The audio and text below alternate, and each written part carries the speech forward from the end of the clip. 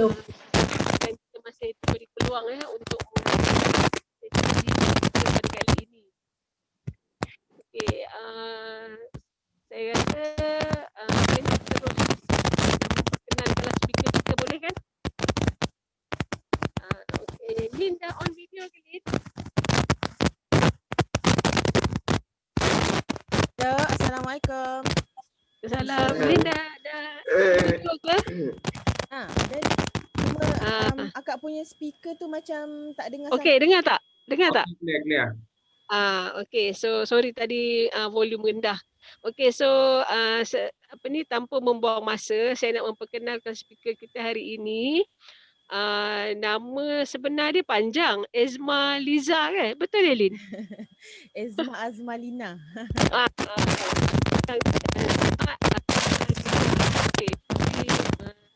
Alhamdulillah ada nama pendek, senang kita nak kenal dia, Lin saja.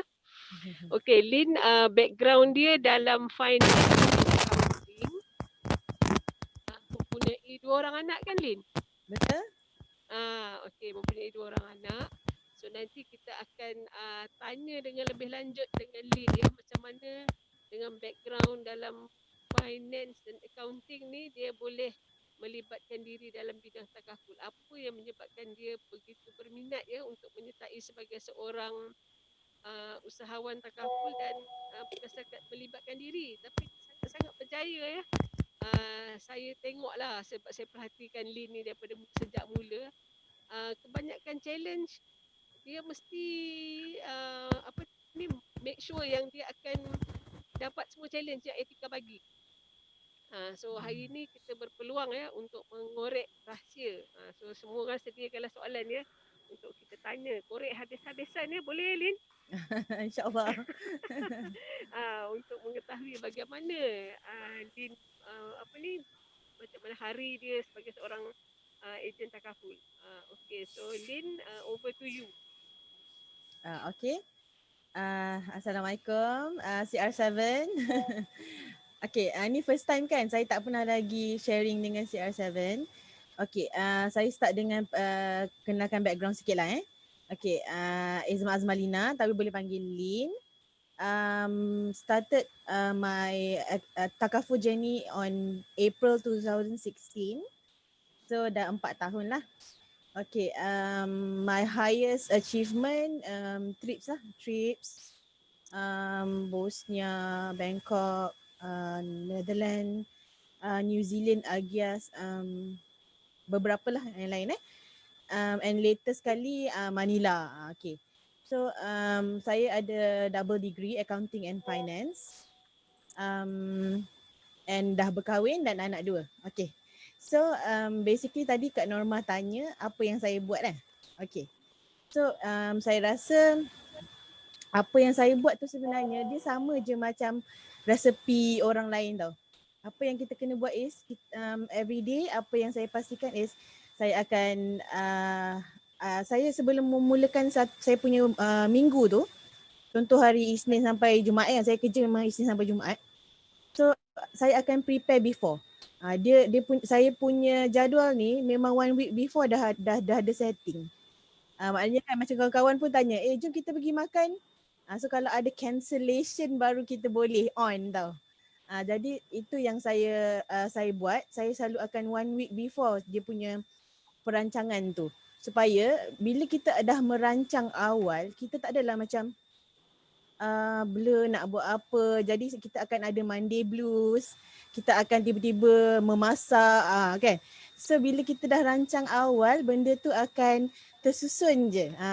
Jadi saya selalu suggest hari Jumaat petang tu you dah settle you punya appointment untuk minggu depan. Maknanya selalunya saya hari Jumaat tu saya akan full blast call lah. Call tanya apa saya punya clients yang ada masa nak setting Zoom dengan diorang.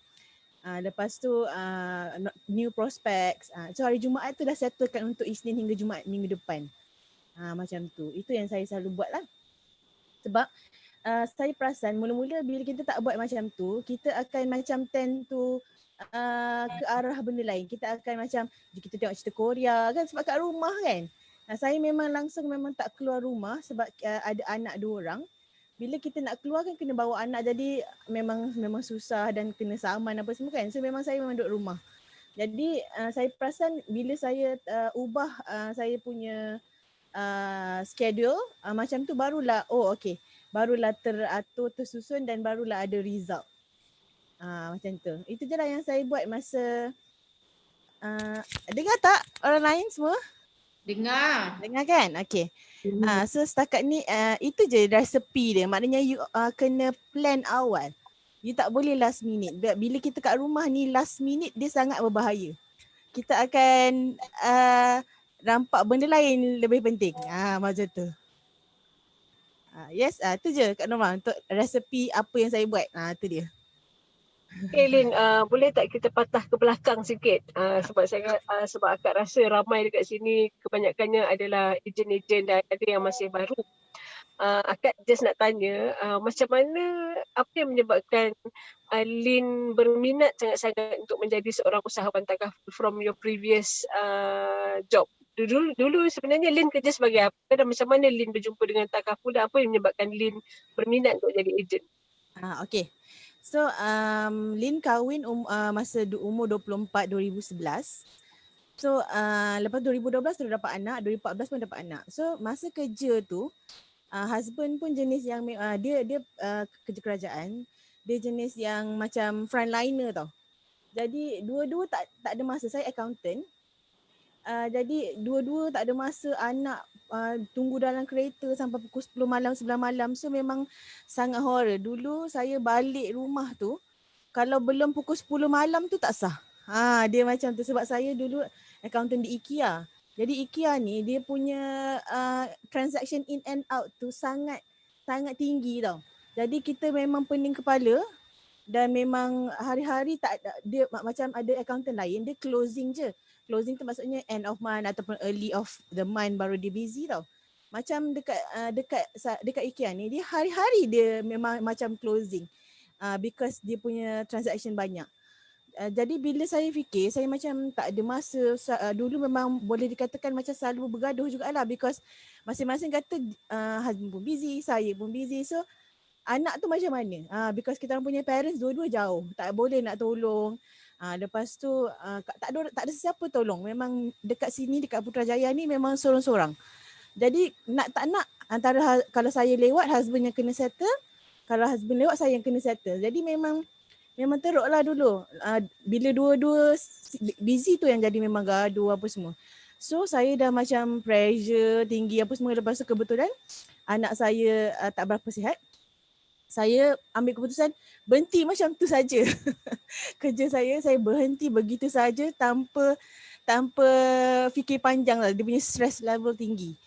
So macam mana berjumpa dengan takaful ni? It's actually mula saya rasa macam saya kena scam masuk dalam takaful. Mula saya ingat macam saya kena scam. Dia ajak buat apa tahu saya tak faham. Dan tapi at that point of time saya rasa macam I have nothing to lose. Better I try je. Bila I try je, memang dulu I zero, langsung tak tahu apa benda takaful ni. Memang langsung tak tahu, blur. You boleh bayangkan tak accountant yang tak banyak bercakap duduk kat depan laptop je tu buat sale. Saya memang macam tu. Saya memang blur, orang ajak, try je. Dan saya ikut je apa leader saya cakap. Suruh buat macam ni, list out kan 100 names daripada you punya phone book apa semua. Semua mula saya rasa macam scamnya, ya Allah kenapa kau nak suruh aku scam aku punya family ni kan, family and friends. Tapi bila kita desperate, kita akan macam buat je lah. Tapi buat je, bila buat je rupanya boleh. Macam tu je dia punya resepi. Maknanya selagi kita tak cuba, kita memang tak tahu boleh ke tak boleh. Macam tu lah dia punya sejarah saya berada dalam bidang takaful ni. Okey, menarik perjalanan career Lin. Okey, next question akak nak tanya, macam mana kata sebab tadi Lin cakap every week tu you plan ahead, betul? Okey, since ni dah PKP, macam mana you dapatkan source of prospect tu? Sebab kita memang tak boleh nak jumpa orang. kan? Okay, Ah. so how do you do it? Okay. So dia sebenarnya masa PKP ni dia proses mengorek tau. Mengorek sebab sebenarnya saya ni jenis memang orang yang suka booth. Saya tak pandai macam dengar jalan-jalan nampak orang yang macam kualiti tegur. Tu saya tak pandai. Saya jenis sebenarnya kalau orang kenal saya, orang ingat saya macam sombong sikit tau sebab macam memang tak pandai nak start conversation dulu. Tak reti. Jadi saya tak pernah lagi jalan-jalan jumpa orang, tegur orang tu memang tak boleh. Jadi saya dah perasan saya memang kena macam ada buka booth, ada tulis etika, lepas tu boleh tegur orang. Baru boleh. Saya punya jenis lah. Tapi dulu sebab macam jadi kita selalu buka booth, kita ambil nombor banyak-banyak, tak sempat pun nak contact semua tau. Jadi dah terkumpul bila kat PKP ni lah, dia korek balik 2016, 17, 18 punya prospek 19 semua. Korek dan call. Lepas tu selain daripada tu saya akan klien kita kan memang keep in touch, grow dengan klien kita. Daripada dulu tak reti close satu, dulu kan macam lurus kan, dia nak medical card bagi medical card. Dia nak live bagi live, lurus kan, tak reti macam nak goreng macam mana dapat banyak polisi. Jadi bila kita dah belajar lama-lama, klien saya memang selalu mesti ada 3 atau 4 polisi dengan saya. Saya akan review balik, revisit klien kita, and then at the same time dia tahu kan kita tak boleh keluar.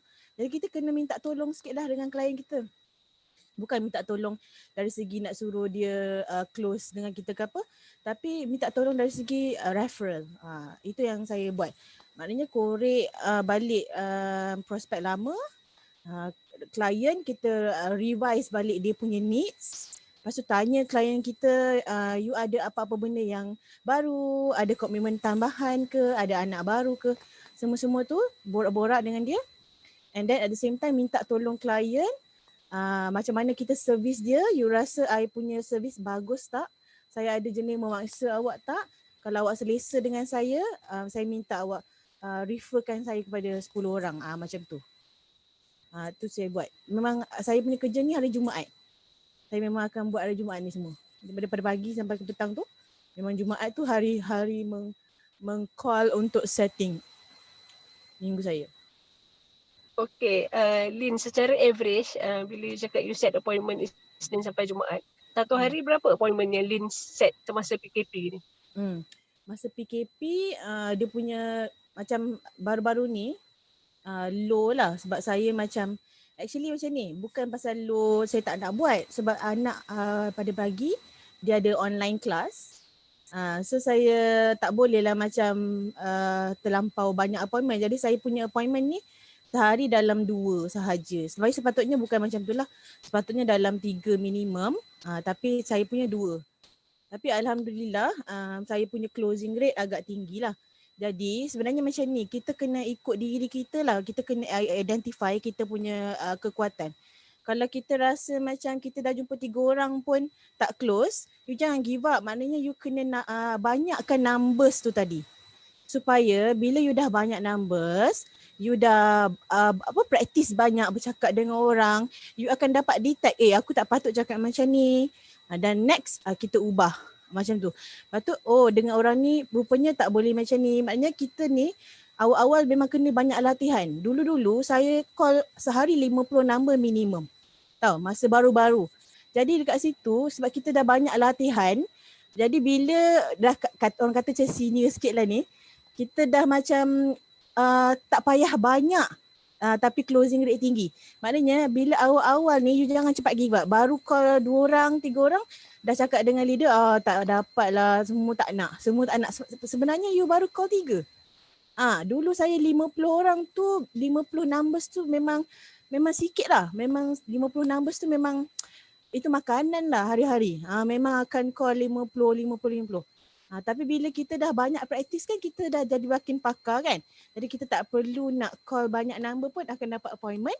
Dan daripada appointment tu pun boleh dapatkan hasil. Maknanya you kena jadikan diri you pakar dulu. Maknanya bukanlah saya cakap saya pakar. Maksudnya kita punya latihan tu dah banyak awal-awal, so kita akan lebih mudah untuk buat seterusnya. Itu yang saya buat. Lin, boleh tak Lin share masa awal-awal yang Lin call 50 nama tu, skrip apa yang Lin pakai? Masa tu lah Okay. So macam of course lah dulu-dulu orang cakap allergiknya nak dengar takaful kan. Orang kalau dengar takaful je lah macam dada-dada.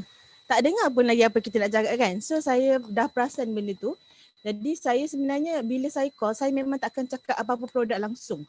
Hibah ke, protection ke apa semua tak cakap. Saya akan cakap macam ni. Hello, Assalamualaikum. Ini Tuan Johari ke? Tuan tengah sibuk ke? Boleh saya cakap? Saya akan minta permission dulu.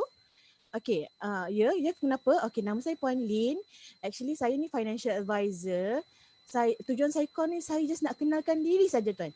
Saya nak kenalkan diri, siapa saya dan apa yang saya boleh bantu tuan. Boleh tak saya nak jumpa tuan hari Isnin atau Selasa jam 9 pagi? Dulu-dulu lah dia punya skrip memang macam tu. Saya memang buat macam tu, nak kenalkan diri saja dan betul-betul memang pergi jumpa memang kenalkan diri. Dan bila kalau prospek tanya lebih daripada tu baru kita jawab yang lain tu. Saya memang cara call saya adalah hanya nak memperkenalkan diri dan offer apa yang saya boleh bantu. So sampai sekarang ke skrip tu Lin guna? Betul, sampai sekarang saya buat macam tu. Okay. So katalah Lin dah dapat appointment. So Lin dah cakap dalam skrip tadi nak memperkenalkan diri. Katalah Lin dah dapat appointment, Lin pergi jumpa. So apa yang step yang Lin buat daripada first jumpa dia? Macam mana cara Lin memperkenalkan diri? Okay. So kalau korang nak tahu, saya ni memang orang yang lurus lah. Memang tak reti nak bukanlah lurus dari segi benda macam tu, tapi saya tak reti nak goreng-goreng ayat macam borak-borak tau. Saya memang straightforward orangnya. Okay. So saya bila saya jumpa, saya basically akan memang betul-betul kenalkan diri, bagi business card dan bagi tahu siapa saya. Saya financial advisor, saya ada double degree, saya boleh advise you on tax, saya boleh advise you on your estate planning, saya boleh advise, saya memang akan bagi tahu apa yang saya buat. Pasal dalam masa benda-benda yang saya list tu, apa yang dirasa dia berminat nak tahu dia akan tanya. Contoh, education plan anak ada buat dah? Macam tu kan. So baru saya akan okay, bila dia tanya saya akan cakap macam ni. Okay tuan, actually saya boleh je bantu tuan dari segi education plan anak, tapi sebenarnya saya tak suka untuk bagi je benda yang klien rasa perlu, tapi sebenarnya ada benda lain yang lebih perlu. Jadi macam mana saya nak tahu apa yang saya patut bantu tuan, saya akan tanya beberapa soalan dulu. Boleh tuan? Itu cara saya lah. Saya akan tanya beberapa soalan dulu. Okay. So basically saya akan walaupun dia nak sangat medical card pun, saya tak akan bagi terus medical card. Contoh kalau macam sekarang ni pun orang call, Puan Lin saya dapat nombor daripada klien, saya nak medical card lah, boleh tak you suggest saya? Saya tak akan terus bagi. Jenis saya macam tu. Saya akan tanya dulu, okay tuan, kenapa you tuan tiba-tiba nak medical card? Okay, ataupun saya akan tanya, tak pernah ada medical card sebelum ni, so saya memang akan interview fact finding dulu semua. Barulah closing rate kita akan tinggi berbanding dengan kalau kita hanya terus jawab je, orang tu kata saya nak medical card, kita bagi quotation. So dia akan nampak macam di survey tau. Dia akan macam ambil quotation daripada A, B, C, D, E, dia collect, last nanti dia pilih yang murah. Dia pilih yang murah. Jadi sebab itulah bila orang tanya kita pun, kita akan buat fact finding dulu macam biasa dulu, macam kita jumpa depan-depan. Tanya dulu apa yang dia dah ada, apa yang jadi kan bila kita dah tanya macam tu, kita akan cakap dengan dia kenapa kita tanya. Bila kita nak bantu dia betul-betul, saya tak nak tersalah bagi you plan, saya nak bagi apa saja yang you perlu. So dia akan nampak kita punya concern, bukan semata-mata nak closing dia. Macam tu. Jawab tak Cik Kak Norma? Menjawab. Tak apa. Nanti kita akan buka soalan kepada yang lain. So, mula ni akak dululah. Just to get the ball rolling kan. Akak tanya dulu. Okay. Lin, so bila Lin dah perkenal dan buat fact finding kan, adakah Lin akan close on the spot ataupun Lin akan buat second appointment? Macam mana Lin punya approach? Dia ikut flow juga. Dia tak ada dari segi aku tak boleh close sekarang, mesti close lain kali. Sebenarnya macam kalau boleh, kalau saya memang kalau time di tengah panas, di tengah banyak tanya tu, you buatlah closing punya ayat cepat. Maknanya dia dah tanya banyak-banyak, lepas tu kita dah present kan. So kita akan kena cakap je, okay tuan, sebenarnya nak dapatkan protection ni pun senang sangat. Terus saya akan cakap macam tu je. Saya tak akan tunggu pun dia rasa macam okey kot. Saya rasa macam jarang klien kita, prospek kita akan cakap okey kot, bajet tu macam okey. Tu ayat-ayat yang macam tak pernah dapat lagi lah. Diorang akan macam dengar dan okey, macam tu. Tak apalah, nanti saya akan get back to you. Saya takkan bagi prospek saya keluarkan perkataan I get back to you tu. Saya akan buka cepat-cepat dia punya closing jurusan ke closing tu tadi. Maknanya mengarah ke closing tadi supaya dia tak nak fikir nanti. Tapi ada je yang kata okey tak apa Lin, saya memang perlu fikir dulu apa semua tu, tak apalah. Dan kita follow up, kita cakap dengan dia jangan follow up lama lah. Esok je dah follow up balik. Esok saya datang sini balik tuan. Esok free. Terus set kan, terus suruh dia buka planner dia sekarang dan tengok hari apa free, pukul berapa terus. Jangan tak apa nak tuan, nanti saya call tuan balik. Nanti dia punya nanti call balik tu belum tentu lagi dia angkat telefon kita. Belum tentu lagi kita kuat untuk berkali-kali call dia untuk dapatkan appointment. Macam tu. Okey Lin, tadi Lin cakap bila Lin dah nampak dia dah tengah high lah kan. So Lin akan gunakan skrip untuk closing kan. So apa contoh-contoh ayat-ayat yang Lin gunakan untuk menjurus supaya untuk closing tu? Okey. So saya akan cakap lah, nak apply benda ni senang je. Saya hanya perlukan IC je. Boleh dapatkan IC? Terus tanya. Okey, nak tanya nak satu lagi saya cakap benda ni closing pun senang je tuan, semua terus tolak je daripada akaun. Terus macam tu je, jangan tanya okey tak plan ni. You rasa macam apa pendapat you? So dia tu semua macam menjerat lah, soalan menjerat. Jadi kita dah nampak dia angguk banyak kali, angguk dan faham dan nampak macam kita boleh tengok kan muka dia macam puas hati tu, terus bagi je macam tu. Macam sebesar tak nampak salah pun, terus cakap macam mana nak apply, proses nak apply tu je. Terus bagi tahu je macam tu. Closing dia. Saya harap yang lain dapatlah catat apa yang Puan Lin cakap tadi, ayat-ayat closing. Okay, so next soalan Lin. Katalah Lin memang dah ada existing client. So time PKP ni sebab kita dah towards final sprint ni kan. So memang ramailah saya rasa yang akan bertungkus rumus untuk capai apa-apa yang diorang dah plan for year 2020, betul? Okay, last minute ni kan. So selalunya Lin towards the end ni, adakah Lin akan lebih gandakan lagi appointment ke atau macam mana Lin? Okay. So dia basically tengok apa yang kita plan lah. Maknanya apa yang kita goal apa goal kita? You punya goal apa? You kata you nak naikkan gaji dapat 5,000. So sekarang ni dah dapat banyak mana? Maknanya kita kena review balik apa yang kita dah set.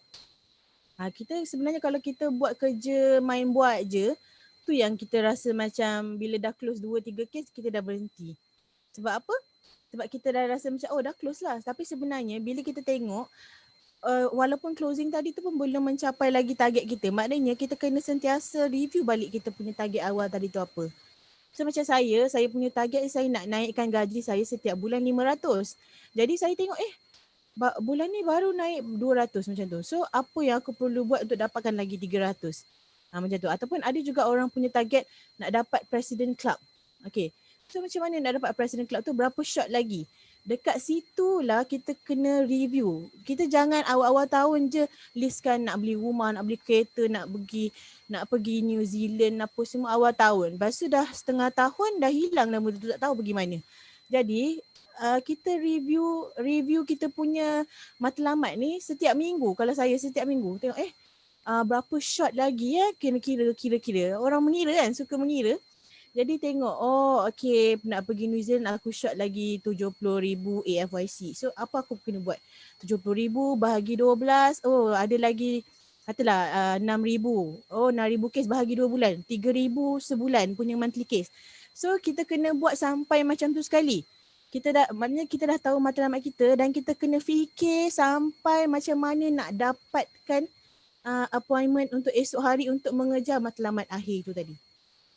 So sekarang ni berbaki lagi berapa hari dari 46 hari. So apa you punya matlamat dah capai ke belum, berapa short lagi. You kena kira dan macam mana nak capai. Macam mana nak capai tu you kena korek sampai dapat mengeluarkan dalam bentuk jadual. Macam tu sekali. You kalau you dah final ni. Macam tu. Okey, Lin, lagi satu yang akak nak tanya, bila Lin dah ada existing client, so time PKP ni macam mana Lin upsell diorang, even through, saya rasa through call je lah kan sebab tak boleh nak jumpa kan. So macam mana Lin upsell client from one policy to several policies? Okay. So basically kita kena buka balik apa yang kita dah bagi klien kita. Okay. Macam dulu-dulu macam tak reti kan nak gabungkan plan A, B, C, D dalam beberapa plan. Jadi kita buka balik buka EPP kan. Tengok klien ni type nama dia, search. Keluarlah dia punya polisi. Rupanya dulu polisi dia aku bagi Elite Link, medical card dengan Elan Hospital je. Okay. So saya akan cakaplah dengan klien tu, tuan bagus dah tahniah, tuan masih kekalkan bayaran sampai kini. Walaupun musim COVID tuan tetap bayar. Okay. Tapi itulah saya nampak ada satu je limitation pada tuan punya polisi ni tadi. Iaitu bil hospital tuan alhamdulillah settle. Contohlah 150,000 coverage settle setiap tahun. Tapi tuan saya lupa nak highlight. Sebenarnya kos bila kita dah discharge daripada ward tu tadi sebenarnya tinggi berbanding dengan bil hospital. Maksudnya ini saya menjurus kepada Afiah lah.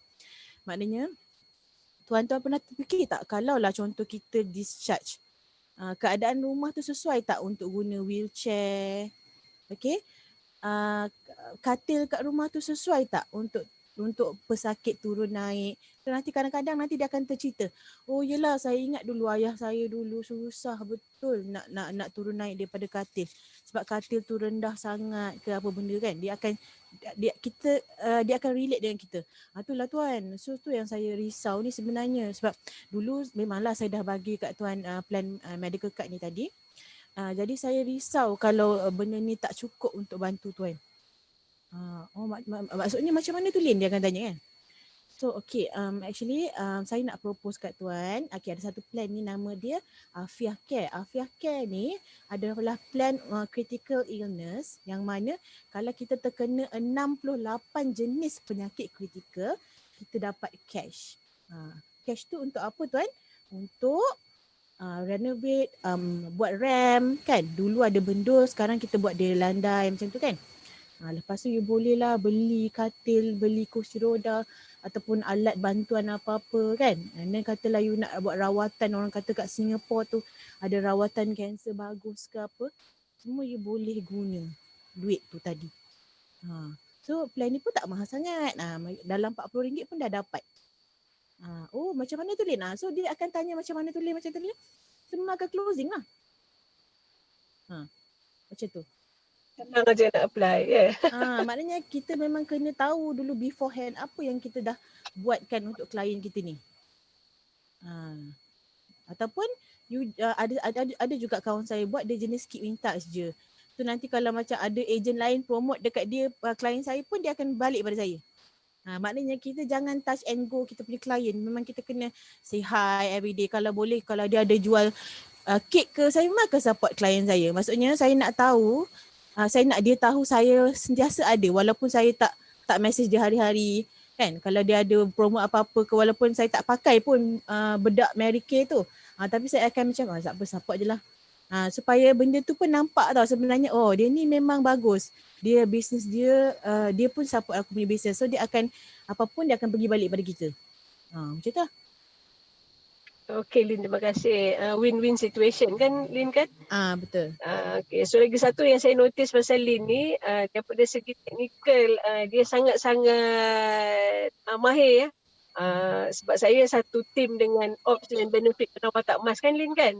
So saya tahu bila dia cakap pasal My Account, Smile App. So maknanya dia dah cuba semua apps yang ada di Etika menyebabkan bila kita duduk depan klien jadi confident. Betul tak Lin? Betul. So just nak tanya soalan sebelum saya buka pada orang lain. Satu hari berapa kali Lin buka EPP? Satu hari dia macam ni, EPP tu saya akan buka seminggu tu 3 kali lah. Saya tak adalah buka hari-hari sebab saya pun ada kekangan kan. Kat rumah dia jadi working from home kan. Mak-mak yang working from home ni sebenarnya dia lebih busy lah berbanding dengan bila anak kat atas kas senang, kita boleh uruskan diri sendiri je. Jadi kat sini bila kat rumah ni saya terpaksa limitkan 3 hari, 3 kali seminggu. 3 kali seminggu saya buat lah. Tapi apa yang sebenarnya bila kita jumpa orang, walaupun kita ni katalah ejen baru kan, mana nak tahu semua benda, betul tak? Jadi apa yang sebenarnya kita perlu is kita kena confident je sebenarnya. Kita kena, janganlah cakap macam rasanya macam okay tuan macam tu kan. Jadi bila kita confident, sebenarnya orang tu tak tahu pun sebenarnya kita baru. Kita confident sebab dia hanya pakar bidang dia. You all kena ingat, orang yang kita jumpa tu dia pakar bidang dia. Contoh doktor. Saya suka jumpa doktor, engineer. Itu saya punya klien banyak doktor, engineer. Orang semua macam takut kan nak jumpa orang-orang yang macam ni. Sebab ada orang ni jenis yang particular, tanya A sampai kalau ada Z ke dalam-dalam lagi, betul tak? Tapi saya suka sebab saya dalam hati saya akan set dia orang ni pakar bidang dia. Dia tak tahu bidang kita. Jadi saya ni pakar bidang kita walaupun dia tak tahu pun saya ni pakar ke tak. Tapi saya punya cakap tu kita kena betul-betul firm dan kita kena pandang muka dia dan nampak memang kita macam tahu sangat. Macam tu. Okey Lin, bagus kita pakar dalam bidang kita. Okey, so kita kena ingat selalu ya. Okey, akak akan buka soalan kepada ejen-ejen lain. So siapa yang nak tanya soalan silakan, kita akan onkan you. Ada sesiapa nak tanya soalan?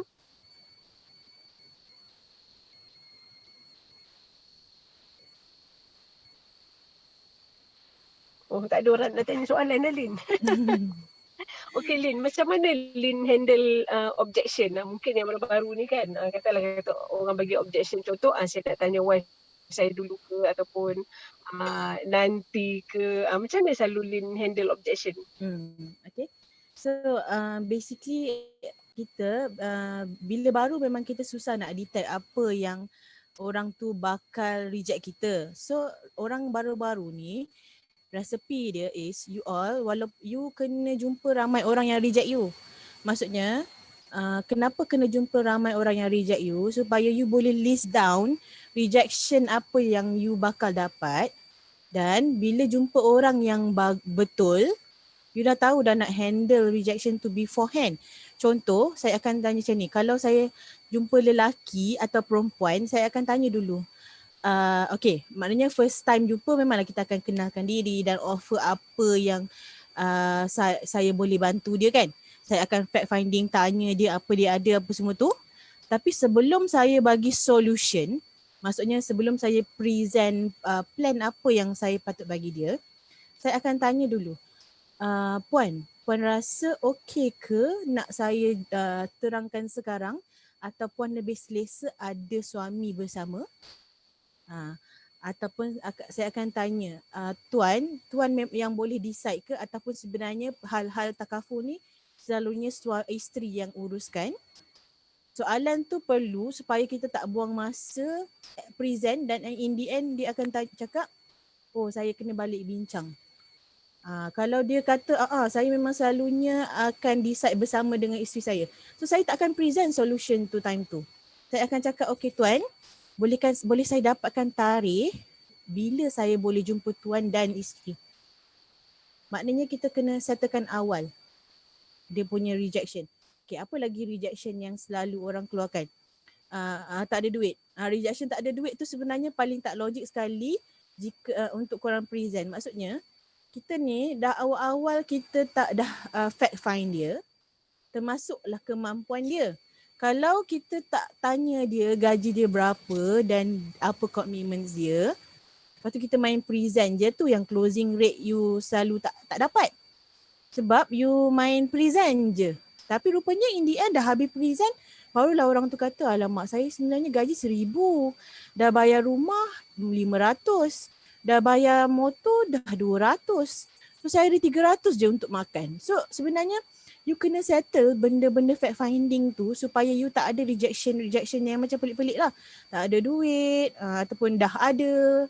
Semua tu sebab bila kalau kita settle fact finding kita daripada awal, kita dah tahu dah dia ni ada duit ke tak ada, dia dah ada apa. Okay, so bila fact finding kita lengkap, kita akan tak adalah menjurus kepada perkataan-perkataan yang dia punya rejection yang biasa tu dah ada apa tak ada duit, apa lagi rejection yang selalu tu kan. Maknanya settlekan awal-awal rejection tu tadi. Tapi budak ejen-ejen baru memang tak tahu benda-benda ni. Jadi resepi dia you all kena jumpa 10 orang yang reject you. Ataupun you kena jumpa 20 orang yang reject you. Supaya you kena anggap benda ni latihan. Tak semua orang yang terus-terus buat terus jadi. Macam saya ni sebenarnya jadi dia bukanlah jadi dia lambat tau. Tahun pertama 2016 tu saya hanya qualify pergi adab je.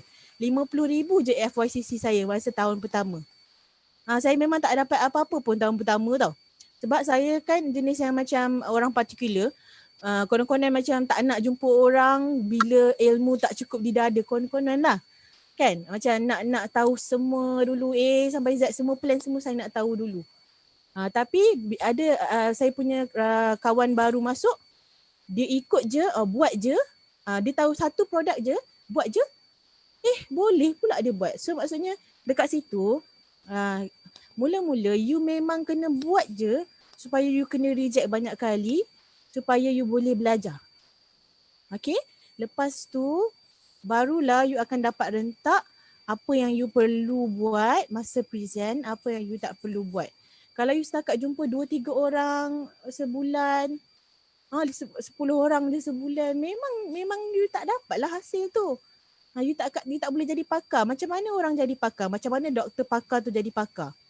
Dia ada berapa hours dia kena spend dekat hospital, dia kena ada berapa hours dia kena belajar kan. So benda tu you kena apply juga dalam kerja kita. Macam mana you nak jadi pakar? You kena pergi kelas, dapatkan CPD, you kena ada on field experience berapa jam semua tu untuk menjadikan you pakar. Jangan give up masa awal-awal, memang susah nak closing. Saya tahun kedua barulah saya qualify macam-macam. Tahun pertama masa saya buat tu memang 50,000 je saya punya FYCC. Macam tu. Okay, Lynn nak tanya soalan seterusnya. What motivates you? Dan bila Lynn down, apa selalu Lynn buat? Okay. Apa motivate saya? Saya ni orang yang macam jenis yang macam orang kata apa motivate saya? Of course lah saya nak gaji. Saya nak kalau boleh, takkanlah saya nak rugi. Maksud saya dalam kepala saya ni saya tak nak rugi. Maksudnya dulu gaji saya katalah 5,000. Takkanlah dekat kerja yang baru saya nak dapat 2,000 je. Jadi saya tak nak rugi. Dalam kepala saya tak nak rugi. Kalau etika throw contest pun macam hari tu masa bulan 6 12K punya contest kan. Padahal masa tu dia announce last week of bulan 6. Tapi saya tak nak rugi. Kepala saya ni jenis saya tak nak rugi. Walaupun tinggal 4 hari closing bulan 6 tu, saya boleh qualify. Orang yang pertama qualify 12,000. Maksudnya sebab dalam kepala saya tak nak rugi. Nanti orang lain dapat, aku tak dapat. Itu je saya punya motivation. Maksudnya dalam kepala sentiasa, sebab ini business. Okay? Ini bukan macam holiday. Bukan you punya tiket untuk buat kerja sambil tengok TV apa semua. Ini business you. Orang business ni sebenarnya kena kerja double daripada orang yang makan gaji. Sebab orang makan gaji macam-macam mana pun akhir bulan akan dapat masuk paycheck dia dalam bank account dia. Kalau orang bisnes, kita tak jaga kita punya periuk nasi, memang dapat banyak tu je lah, kan? Jadi kita kena fikir macam businessman lah. Jangan rugi.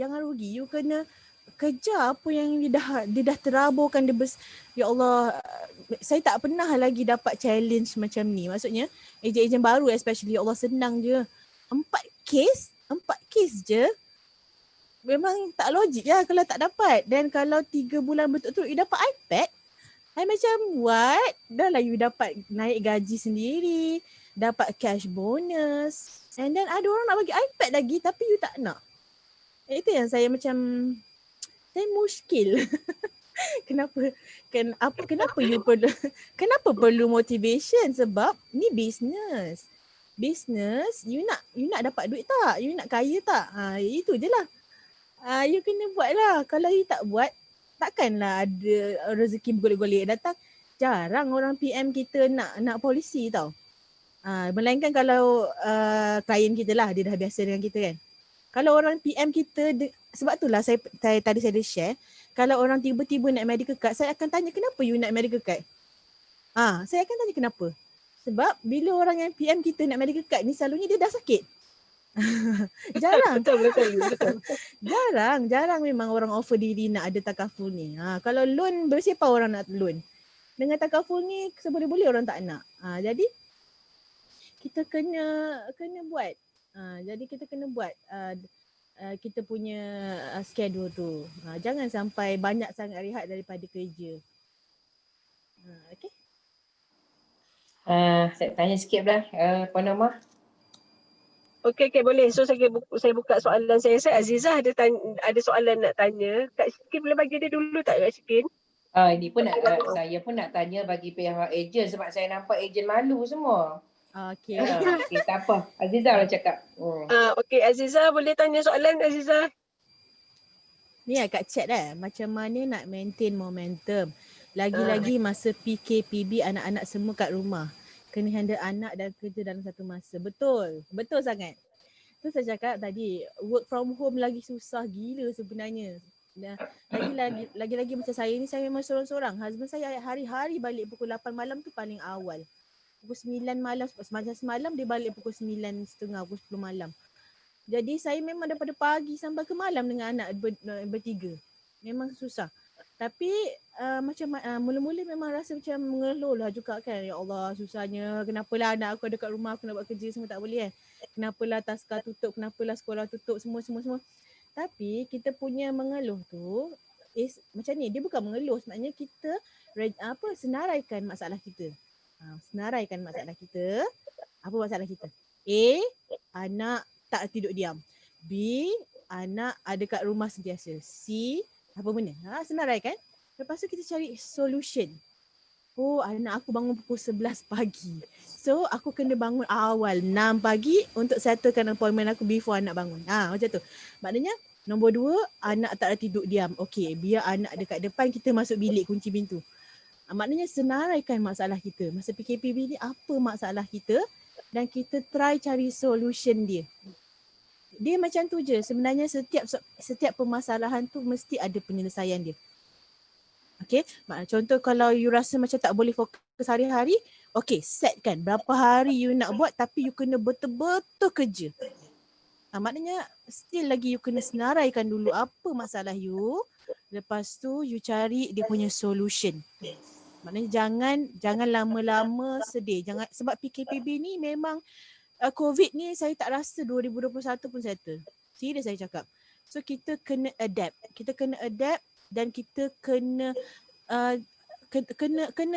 adapt. Memang kena adapt dan kena buat rules apa yang kena buat dan macam tu. Kena susun jadual kita. Okey, menjawab tak Azizah? Azizah okey tak? Okey. Menjawab sangat. Okey. So next kita bagi pada Kak Syikin. Okey, Lin. Assalamualaikum. Yes. Salam kenalan. Okey. Memanglah saya leader. Jadi saya nampak ya mungkinlah ejen-ejen kat sini masih malu dengan Lin ya. Okey, mungkin saya tanya pun bagi pihak ejen-ejen juga. Tadi Lin cakap Lin dah dah patch finding dengan customer tu, lepas tu jumpa dia, lepas tu macam terus menjurus pada closing, macam minta IC kan. Itu dari segi masa musim-musim kita boleh jumpa kan. Okey, so sekarang ni closing Lin dalam masa PKP ni tentu Lin kurang jumpa kan. Betul, memang tak jumpa langsung. Ya, tak jumpa. Okey. Macam mana cara ya ayat-ayat power yang Lin membuatkan bahawa yang boleh close? Nombor satu soalannya. Dan adakah misalnya adakah kalau prospek-prospek Lin itu masih lagi prospek-prospek yang Lin dapat daripada name card yang lama-lama ataupun referral ataupun existing client? Adakah yang contohnya yang baru sekarang ni kan Gen Y termasuk Lin Gen Y yang dapat melalui FB. So daripada situ Lin macam mana cara yang terbaik Lin close? Sebab lagi pula tak kenal tak apa kan. Lin nak close tu. Adakah masih Lin buat appointment nak jumpa juga? Okey. Faham soalan ni? Ini bagi pihak depa yang malu-malu ni tak mau nak tanya. Betul.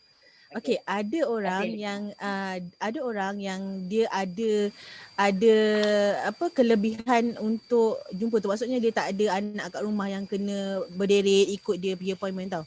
Memang ada kawan-kawan saya yang boleh pergi appointment apa semua lagi. Tapi macam saya memang tak ada pilihan. Saya memang kena angkut anak dua orang ni bersama-sama saya ke mana-mana.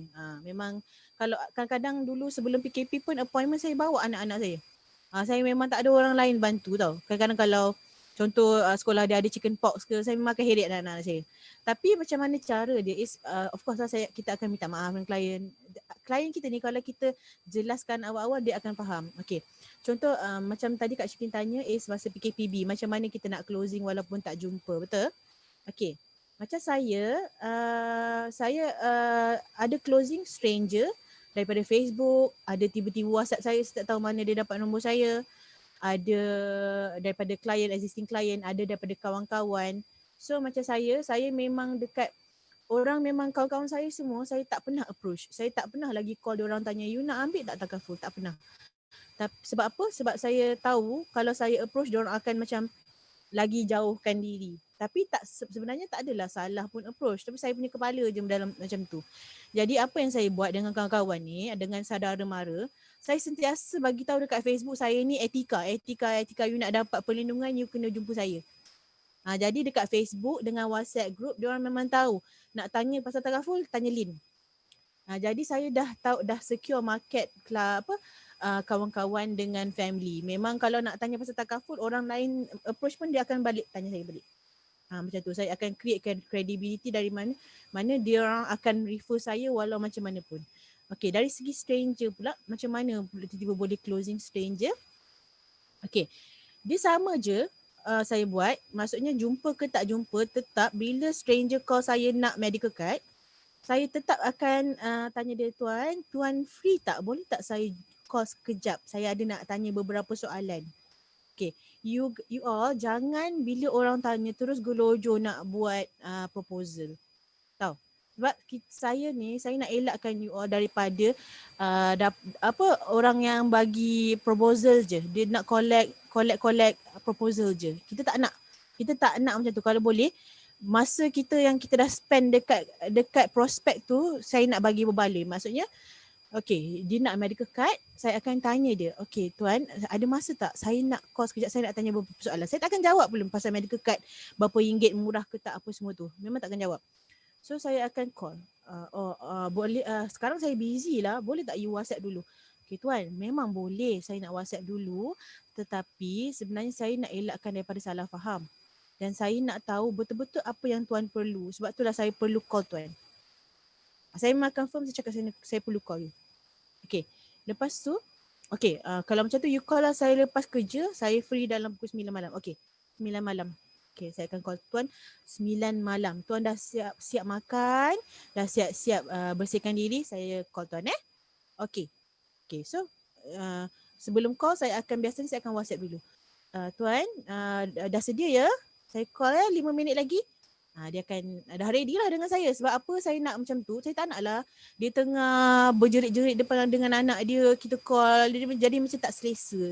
Kita nak cakap apa-apa dengan dia pun dia tak boleh nak dengar. Jadi kalau kita WhatsApp dulu, kita bagi tahu 5 minit lagi saya nak call. Oh okey. Okey, budak-budak semua diam. 5 minit lagi abah nak jawab call. Mungkin macam tu kan. Ataupun tuan, tuan selesa tak kalau isteri ada bersama sekali saya nak call bersama-sama. Sebab benda ni keperluan keluarga kan. Jadi saya kalau boleh saya nak cerita supaya isteri dengan tuan faham. Sebenarnya kalau masa PKPB ni lagi bagus. Sebab dua-dua ada. Kalau masa time kerja dulu, isteri saya meeting sana, meeting sini ni. Suami saya meeting sana, meeting saya tak boleh lah nak set. Semua tak boleh je. Masa PKPB ni memang senang nak dapat dua-dua dengar sekali. Okay. So saya memang akan bila saya dah telefon tu, saya tak akan terus present medical card juga. Saya akan buat fact finding macam biasa juga. Saya akan tanya, tuan, actually bagus tuan punya, kita kena puji. First step dia sama je. Kita kena kenalkan diri. Siapa kita, kenapa dia kena dengar cakap kita. Okay, establish kita punya level. Macam tu kan. Maksudnya kita nak dia tahu kita ni bukan penjual. Okay. So yang kedua, saya akan cakap dengan dia, tuan, saya akan puji tuan, bagus sangat inisiatif tuan untuk dapatkan protection. Saya memang respect sebab orang Melayu memang susah sebenarnya nak ada takaful. So saya akan macam cubalah korek ada apa-apa ke yang trigger tuan kenapa you tiba-tiba nak ada medical card. So dia akan cakap, yelah rupanya company saya ni cover 20,000 je. Apa dia akan marah-marah semua kan. Okay tuan. Okay, tak apa tuan, saya akan cuba bantu tuan. Tapi sebelum tu saya akan kena tanya soalan sikit dulu. Supaya saya tahu saya bagi yang terbaik kat tuan. Sama je ayat dia macam fact finding tadi, betul? Sama kan? Macam saya jumpa orang tu, macam tu lah saya akan present di telefon. Maknanya saya akan tanya juga dulu. Okay tuan, anak ada berapa orang? Sebab apa? Sekali tiba-tiba lah anak semua perempuan pula. Padahal you close medical card je. You boleh close hibah sekali. Sekali rupanya dia memang cari plan pendidikan anak, tapi sebab you bagi dia medical card saja, you close satu je lah. Bila you buat fact finding, rupanya you boleh close 4-5 polisi. Macam tu lah. Dan saya akan tanya, dan bila dah tanya, saya akan cakap, okay tuan, rupanya dia government servant kan. Katalah kes yang saya cuba ni, rupanya government servant. Okay, saya akan cakap macam ni. And then katalah contoh dia anak perempuan. So tuan, bagus tuan, memang betul hospital kerajaan ni cover untuk pegawai kerajaan. Tetapi ada limitation dia yang mana kita kena beratur. Tuan tahulah kan sekarang ni hospital pun penuh dengan pesakit COVID. Lepas tu kita punya belanjawan pun dah potong. So bagus memang kena ada medical card. Tapi saya nampak selain daripada medical card, saya nampak tuan perlukan juga hibah. Sebab apa tuan? Sebab saya nampak tuan ada anak perempuan saja 2 orang. Oh, apa benda tu? Macam tu kan? So bila, nampak tadi kalau awal-awal kita ada husband and wife tadi kan. Wife kan dia jenis yang macam emosi lebih kan. So kita nampaklah kena concern pasal dia wife dengan anak-anak. So bila kita dah buat fact finding yang betul, memang kita punya closing akan tinggi. Dah tanya kat situ, saya akan tanya, kita akan cakap lah, you perlu, saya daripada medical card, sebenarnya saya nampak you sangat-sangat perlukan yang ni dulu. Sebab apa tuan? Contoh loan loan yang you ambil loan kereta, loan rumah tadi tu, dia tak cover kalau kita ni hilang upaya tuan. Dia hanya cover loan tu free bila meninggal. Ataupun saya ada satu lagi contoh, kawan saya ni banyak loan, dia kena kanser. Dia boleh jalan macam biasa. Boleh pergi makan semua, tapi pesakit kanser ni tuan, dia kena cuti banyak, rehat banyak. So loan dia tadi jalan lagi kan, kena bayar kan. Jadi kat situlah saya akan propose pula critical illness plan. So macam itulah dia punya, saya harap-harap korang faham lah apa yang saya cuba sampaikan ni tadi. Maknanya kalau kita buat fact finding yang betul dan bila klien kita tu respon dengan kita akan nampak tau dia menjurus kepada mana. Betul. Masa tu. Maknanya tetap juga walaupun you tak boleh jumpa, you kena buat fact finding macam tu. Okay, saya harap Kak Syikin saya menjawab Ya. soalan ni. Ya, betul. Terima kasih Olin. Memang dapat jawab. Okay. terima kasih Kak Syikin. Okey, ada lagi seorang leader nak tanya. Tapi sebelum leader ni tanya, ada tak ejen lain nak tanya? So kita sebab kita dah bawakan khas ya, Puan Lin ni seorang producer, bukan producer, pangkat producer dalam Etika tak, maksudnya dia memang produce every year. Okay, so kita memang nak bagi semangat daripada ejen-ejen, tapi saya tengok hari ni ejen tak nak pula tanya soalan, tapi tak apalah. Ada saya buka lah kepada Puan ya, Norma, satu ya. soalan, saya sabar. Okey. Saya tanya dekat Puan Lin, macam mana dia master produk tu sampai dia begitu yakin untuk cakap pasal produk dengan lebih dengan semua klien yang profesional tu? Okay. So tadi masa saya fact finding tu, saya memang tak ada sebut langsung pasal produk Etika tau. Maknanya sebenarnya saya bukan master produk, tapi saya master kepada needs. Maksudnya dari segi protection planning, debt planning, hutang kan. Dari segi income protection tadi, dari segi retirement planning. Itu yang kita kena master sebenarnya. Kita tak payah nak master produk sangat, sebab produk tu kalau kita tak tahu nanti kita balik je lah jumpa leader. Tuan, saya nampak dia ni perlukan ni lah, income protection tinggi. So apa ya saya patut bagi dekat klien ni? Senang je, maknanya you masterkan needs tadi tu. Listkan beberapa Konsep needs lah. yang Konsep dia. Konsep dia, yes. You masterkan konsep dia. Maknanya ada 7 konsep tu you kena master betul-betul. Lepas tu barulah you akan dapat relate. Oh, rupanya dia ni nak education plan. Education plan yang boleh tolak income tax, intellect sahaja. So you kena bagi intellect. Tapi kalau dia kata tak apa, saya tak perlu pun tolak income tax. Apa-apa je lah yang you rasa bagus, boleh bagi hadiah mungkin yang tinggi dia punya saving kan. Ataupun you nampak dia ni banyak hutang. Banyak hutang tiba-tiba you bagi karisma. Kan pelik. Kan banyak hutang kenalah bagi produk yang tinggi coverage. Apa yang tinggi coverage? You boleh bagi mahabah. Kalau dia punya duit tak cukup, budget sikit, bagilah EPTL.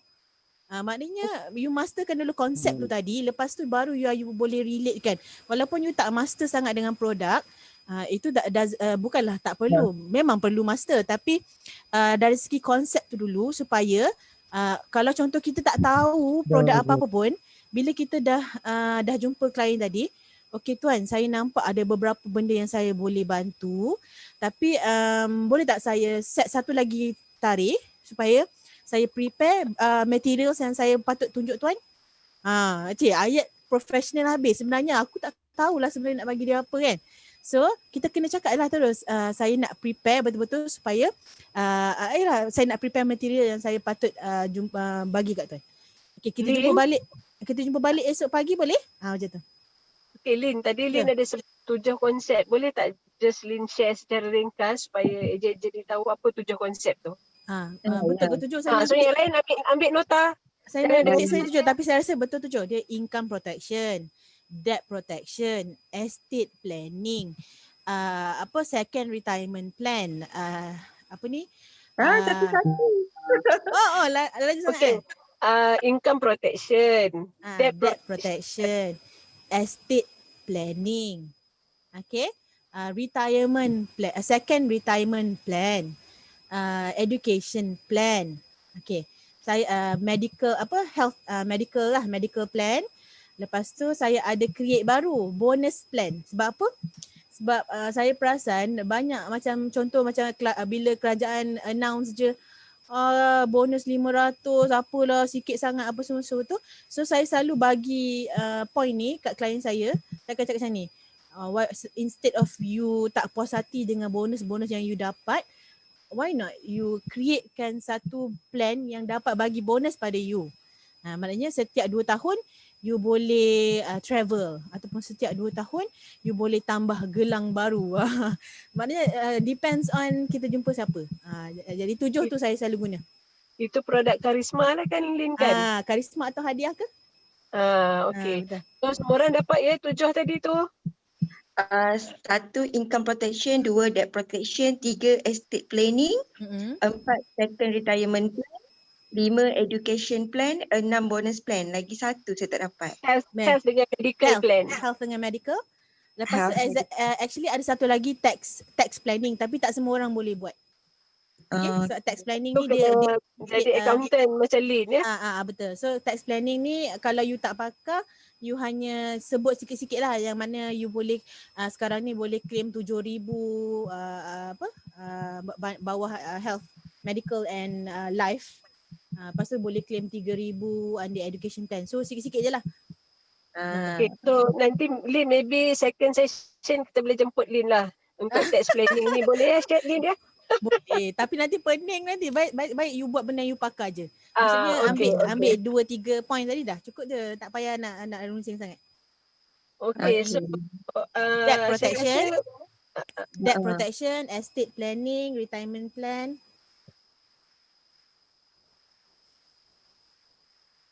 Health planning, health and medical planning. Debt tu hutang. Bukan debt. DEBT, debt. Betul. Debt protection dengan health. Health dah ada ya? 1, 2, 3, 4, 5, 6, 7. Tunggu 7 lah tu. Bonus ada sekejap. Apa Dah 7 dah tu. Tak, tax planning tu tak masuk. Retirement. Second retirement planning. Tax planning tu kena potong. Unless kalau kita memang background dalam accountant kan. Betul. Sebenarnya you tak perlu nak macam jadi pakar sangat dalam semua benda yang kita rasa memang akan menjerat kita. Jadi 7 ni okey dah. Ini dengan bacaan biasa semua okey dah boleh buat. Okay, so yang lain take note ya. Okay, so next question ialah daripada Cik Saiful Azwar, Mr. Tony, Mr. President kita. Assalamualaikum warahmatullahi wabarakatuh, Lin. Waalaikumsalam. Sihat ya? Alhamdulillah. Terima kasih atas sharing bersama-sama CR7 pagi ni. Soalan saya selain daripada aktiviti tu definitely lah memang kita kena buat lah. Nak menjadi seorang ejen yang berjaya, selain daripada tu apa rutin-rutin setiap minggu atau setiap bulan yang ejen tu perlu lakukan. Aktiviti tu memang definitely itu adalah hari-hari kan. Contohnya macam engagement dengan siapa ke whatsoever yang sebagai satu faktor untuk ejen tu betul-betul berjaya. Okay. Thank you, Lin. Soalan maut lah. Okay. Macam saya, apa yang saya buat. Okay, contohlah sekarang ni ejen baru tak banyak lagi apa benda contacts kan. So, okay. You all kena sediakan, dulu-dululah apa yang saya buat is, saya akan ada satu borang, saya panggil kaji selidik pelanggan. Borang kaji selidik pelanggan. Ini sebab apa orang yang tak pandai cakap macam saya, kan tak reti nak tegur tu kenapa kan. Macam nanti saya rasa macam orang tu rasa macam apa hal budak ni, orang ni kan tiba-tiba tegur. So saya ada buat satu borang kaji selidik pelanggan yang mana saya bawa dalam handbag saya ke mana-mana saya pergi. Maknanya contohlah ada satu hari yang saya boleh keluar rumah. Maksudnya pergi beli ayam ke kan, pergi beli barang dapur ke. Why not you guna dalam masa 10 minit you jumpa 10 orang untuk isi je borang tu. Isi je borang kaji selidik tu supaya you ada dapat nombor, supaya you dapat data. Okay, itu yang saya suggest lah. Maknanya of course lah you mesti ada keluar sehari kan, seminggu. Maksudnya you keluar dalam setengah jam ke, you keluar dalam sejam ke, you makan sekejap ke apa kan. Dan ambil sedikit masa tu buat dekat tempat yang you pergi je. You tak perlulah macam nak set spesifik pergi depan Maybank ke, macam nak kena pergi depan mana-mana sekolah ke. Tak perlu. Maknanya you mana you pergi tu, you keluarkan je borang tu. Okay tuan, saya actually, nama saya Lin, saya ada satu borang, sekejap je tuan. Saya nak kaji selidik keperluan pelanggan. Sekejap saja. Itu terus keluarkan pen, terus macam nak tulis. So orang-orang kita ni dia baik hati, dia akan macam okay. Jawab je lah. Okay tuan, nama siapa tuan? Kerja kat mana tuan? Oh okay. Dalam banyak-banyak ni tuan, you tahu tax planning, estate planning, apa benda ni, mana yang you rasa you tak tahu? Benda-benda yang saya list tadi, 7 keperluan tadi. Mana yang you rasa you tak tahu tuan? Okay tuan. Okay. So saya dapatkan nombor telefon tuan nanti sebab saya nak bagi info yang tuan tak tahu ni. Tapi minta nombor. Kan? Okay. Lepas tu yang kedua, apa yang saya buat is, kita ni bila kita dengan diri kita je, kita memang akan cepat down tau. Maksudnya kita akan macam hilang arah. Saya akan macam tengok Korea marathon 12 episod kan. So apa yang saya buat is saya akan cari seorang yang saya rasa macam yang aku tak nak kalah lah dengan dia. Maknanya kita kena aim seorang ni, kita kena ikut dia. Kan dia ni dah close 4 dah kes minggu ni, tak boleh jadi ni, geramnya aku.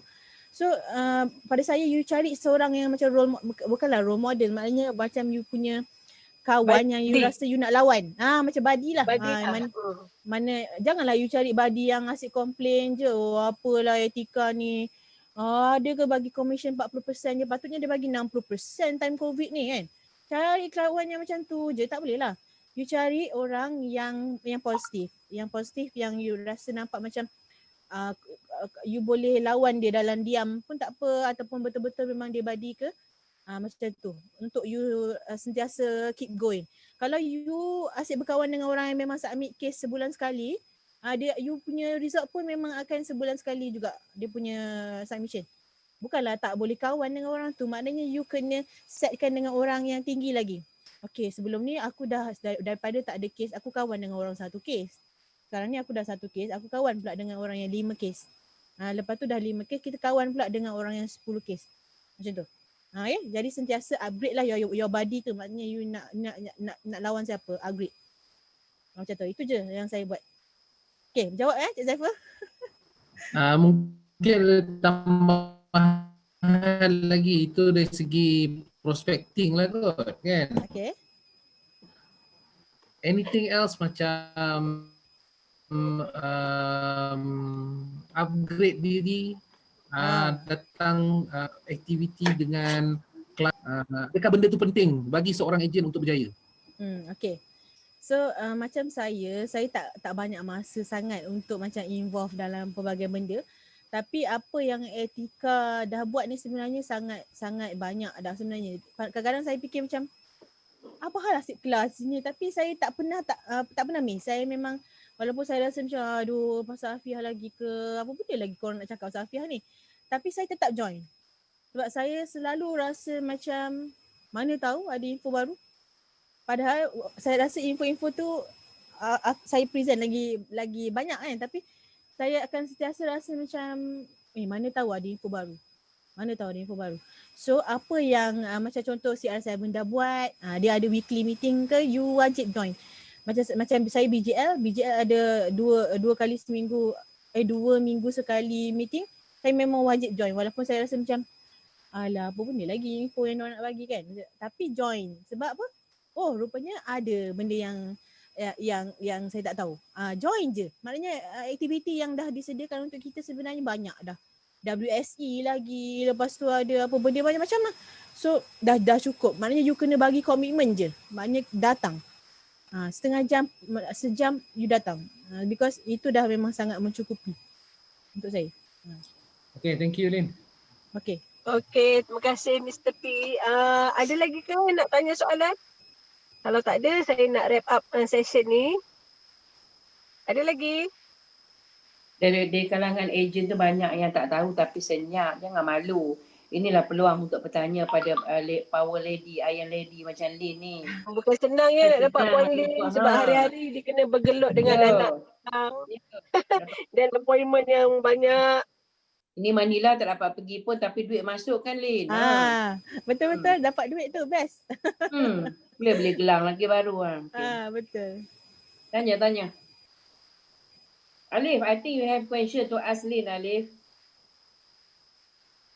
I'd just like to ask, Okay. what's your Okay, favorite Alif. product to sell? Yes, Alif, tak dengar Alif, boleh ulang?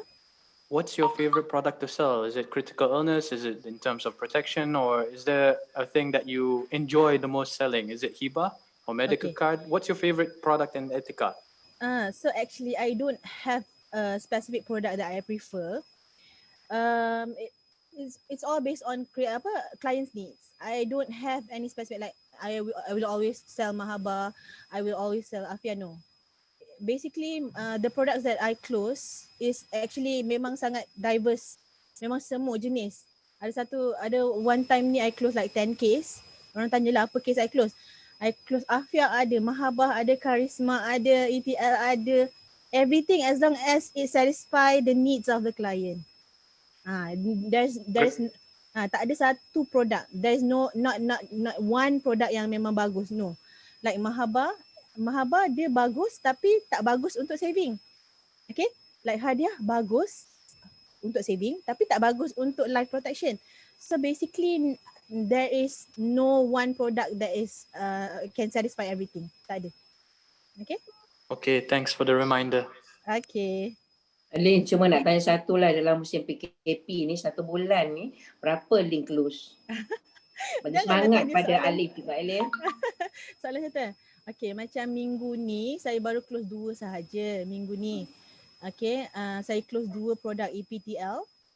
Okay, ada orang yang kata dengan saya, ya mahal lah medical card EPTL ni. Kenapa Etika bagi macam ni? Nak bagi Harmoni je lah. So, saya cuba proofkan dekat kawan saya tu, saya bagi dua-dua quotation pada klien saya. Saya bagi yang dekat Harmoni dan saya bagi juga EPTL. In the end, dia memang pilih EPTL. So, you jangan set your mind awal-awal EPTL mahal.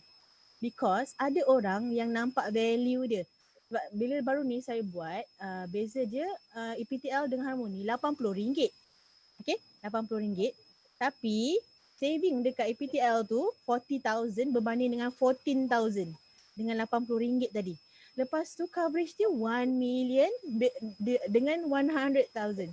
So bila kita sendiri yang dah set awal-awal EPTL mahal, orang takkan ambil, orang memang takkan ambil. Tapi kita jangan set, kita bagilah klien pilih. We give them the choice.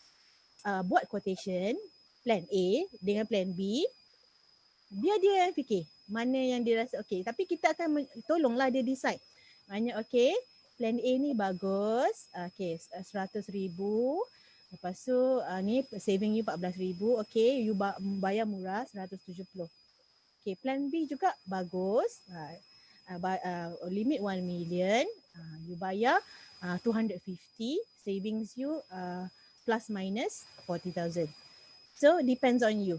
Macam A ni dia tak main unit, B main unit. So kita bagi macam tu je lah. Dia punya point pros and cons. Sebab setiap plan ada pros and cons dia. So kita tinggal bagi tahu macam tu je.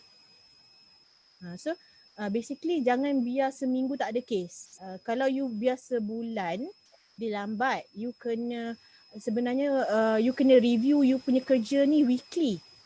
Supaya you tak terlalu lambat untuk bangun balik. Kalau you tunggu sebulan baru you tengok result you akan macam bulan depan pun dia akan terbawa juga result yang bulan lepas. Macam saya, minggu lepas saya tak closing tapi minggu lepas saya banyak terus proposal. Maknanya orang suruh tanya ni. Lepas tu minggu ni saya collect lah. Saya dah start meng-collect ke case. Apa yang saya dah present tu, saya collect. Okay tuan, saya dah terima dah email yang saya hantar. Maknanya kan sekarang kan kita kena send email, quotation tu kita send, so dia baca. Sebenarnya lagi senang. So dia dah baca pros and cons, dia dah baca term semua. So okay, dah ada masa untuk baca. Okay, so now ada apa-apa soalan lagi yang you nak tanya? Saya akan tanya okey tak plan tu. Wow, macam soalan tu memang tak boleh tanya. Saya akan ada apa soalan lagi nak tanya? Tak ada soalan. Jelas? Okey, perlukan penjelasan apa lagi? Tak perlu. Okey, kalau macam tu nak daftar senang saja. Okey, kan dia dah tak ada soalan tadi, dia dah tak ada apa-apa, so nak daftar senang saja. You bagi je IIC depan belakang. Macam tu. Terus close, macam tu je. So, macam tu lah. Ya, Tahniah. Terima kasih Lin. Ya, Saya rasa setakat ni saja dulu sharing daripada Puan Lin. Sebelum tu ada tak last question? Saya nak tanya boleh? Okay. Boleh? Nak tanya, okey sebab macam ejen Boleh baru tak kan. perkenalkan diri dulu? Okey, saya Anwar DMJ . Okay. Okey, saya nak tanya, okey macam ejen kita macam ejen baru ni kan, patut tak kita tanya klien, what is your budget? Macam tu. Sebab, okey. Okey, saya selalu akan tanya juga. Kadang-kadang saya tanya supaya saya boleh nampak gambaran sebab kita nak tahu gambaran nak bawa dia ke mana. Sebab plan kita akan sentiasa semua bagus depends on dia punya budget. Maknanya saya akan tanya juga, saya dah tanya fact finding apa semua tu kan, and then saya rasa saya perlu bantu you dari segi plan pendidikan anak, macam tu kan. So saya akan tanya, dia bila dah agree, saya akan tanya dia, you rasa you ada specific budget tak untuk plan pendidikan anak ni tadi, ataupun you tak kisah, you nak saya suggest. Ada dua, saya akan tanya macam tu. So dia kata rasanya macam dalam 100, okey put Lin. Ataupun ada juga orang yang akan cakap berapa rasanya orang selalu buat. So saya akan tanyalah dia, you plan anak you nak belajar kat mana. Kalau you nak belajar dekat hospital ada. You nak belajar dekat IPTA. So you punya budget macam ni lah. Kalau you nak belajar kat IPTS, tak boleh lah you nak simpan 100. So sebenarnya bila kita tanya budget tu pun tak adalah sebenarnya kita nak, of course lah kita nak tahu juga kemampuan dia. And at the same time kita boleh justify kenapa kita bagi dia plan tu. Okay, Anwar? Jawab tak? Okay, jawab. Okey, terima kasih pada yang bertanya. Saya rasa tu soalan terakhir sebab ni pun dah 11.30. Jadi secara nak buat conclusion lah ya. Saya rasa Penlin ni adalah seorang yang sangat-sangat fokus kepada goal dia, no compromise dalam goal dia, dan dia memang seorang yang a very good planner, plan ahead in everything that yang dia nak buat. Dan saya rasa dia plan masa dia, work around her schedule and around her, saya rasa semua challenges dia akan buat kerja dia tu supaya memastikan kerja dia tu berjalan juga walaupun dia ada challenges. Dan tadi kalau kita tengok cara dia buat buat appointment tu ya, kita dah nampak ya, introduction, pasal diri dia, and then fact finding, dan barulah dia akan buat conclusion. So senang sangat ya dia punya cara dia buat presentation. So saya rasa terima kasih Helin. Okay, sama-sama, harap dapat bantu everyone. InsyaAllah. So Lin, insyaAllah pada masa akan datang kami akan jemput lagi Lin. Harap-harap Lin jangan serik. Yalah. Doakan Lin berjaya. Kami ada sedikit token ya untuk Lin, tapi nak bagi sebab ni online kan. So dia akan ada appear dalam Lin punya account sajalah. Ya Allah, tak payahlah. Tak apa Lin, itu sebagai sagu hati sebab kami sangat-sangat menghargai sharing Lin pagi ni, sebab kami berharap sangat apa yang Lin share ni, yang mendengar tu put into practice. Itu yang paling penting. Betul. Actually dalam banyak-banyak, macam contoh kita dengar sharing banyak-banyak ni, kalau kita dapat apply satu saja pun dah okay. You tak perlu nak terus tukar semua benda kehidupan you. Maknanya you apply satu-satu dan slowly dia akan come into place. Pada saya, you kena fokus balik apa you punya goal, and then you work on how to achieve your goal. Plan. Okay? So insyaAllah dia akan go into place. Okay? Good luck everyone. Terima kasih Lin. Kami doakan supaya Lin capai apa yang Lin dah plan untuk tahun 2020, dan semoga Lin bertambah cemerlang dalam industri takaful ini. Dan harap Lin boleh datang balik dan share lagi ilmu kepada kami. InsyaAllah. Segala salah dan silap terlihat kami di SS7 ni, kami mohon maaf ya Lin. Kalau ada apa-apa kekurangan kan. So saya rasa setakat tu saja kita punya sharing. So Lin rasa boleh Zoom ni, tak apa Lin? Okay Lin dulu Jumpa lagi Lin. Kita ada meeting. Assalamualaikum. Salam, bye Lin. Bye. Assalamualaikum. Nak ambil gambar kita dulu. Terima kasih Lin, terima kasih. Jay nak ambil gambar ke Jay? Dah keluar. Dah keluar. Lin dah keluar ya? Okay, saya nak keluar ni. Boleh keluar? Okay, sebelum tu nak tanya Jay nak ambil gambar ke Jay? Dah ambil dah. Dah ambil dah. Okay, bye. Okay, bye.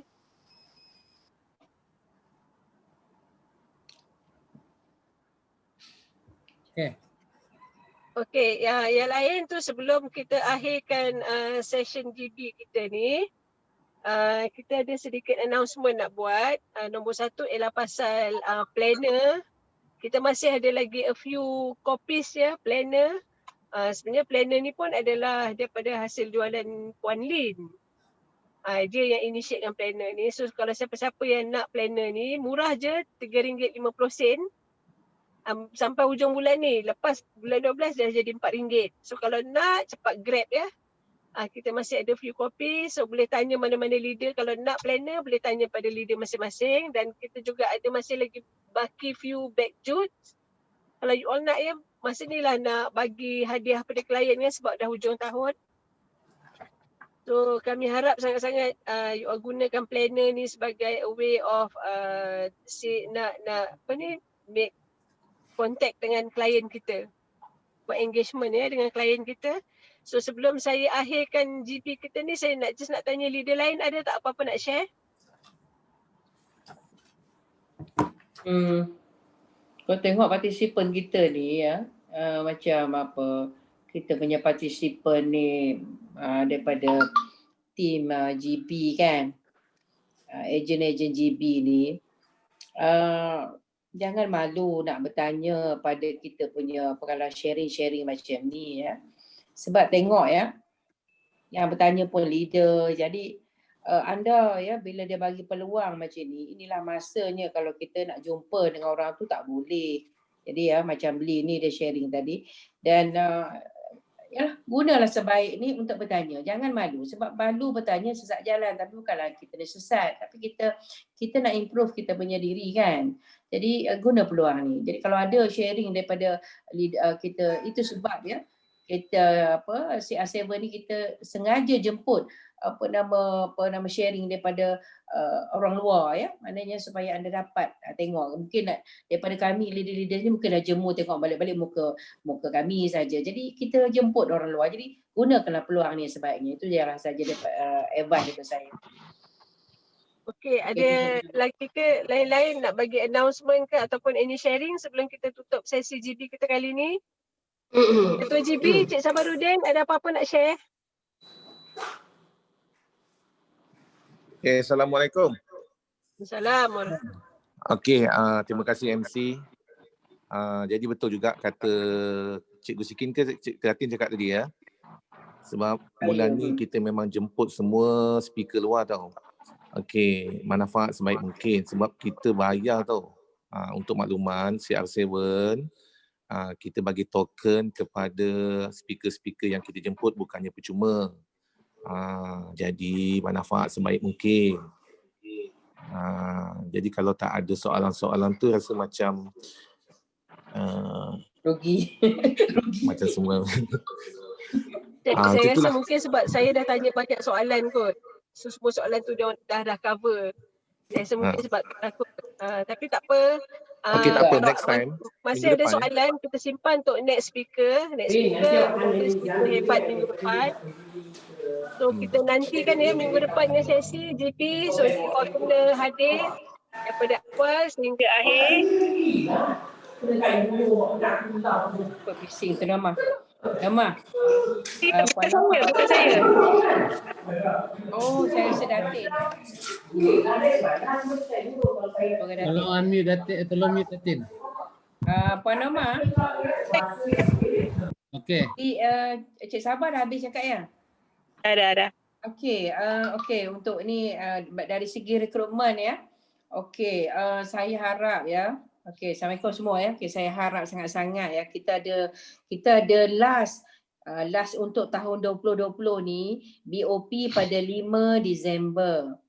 Jadi saya rasa iklannya macam sudah keluar. So startlah cari prospek-prospek anda ya. Jadi semua dah tahu kan kalau untuk on board reward bawa 2